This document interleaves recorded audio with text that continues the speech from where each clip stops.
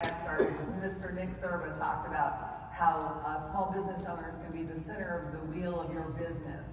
And I, as a small business owner who was looking for a solution to help me with legal support for my business, when I saw this, I thought, this is the best kept secret in America. Every small business owner needs to know about this because small business owners face challenges every day and they don't always have legal counsel. When I worked in corporate America, and this was my escape plan from corporate America, but when I worked in corporate America, corporate counsel was just down the hall and they were part of the team and I didn't have to find them and I didn't have to pay for them. But then I discovered as a small business owner, I had to do all of that.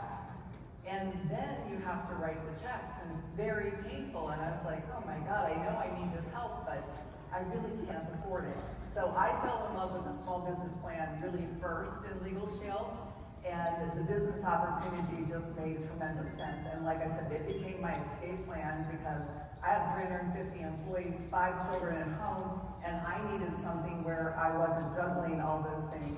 Now it took me a transition plan of 4 or 5 years because I'd never sold anything other than Girl Scout cookies.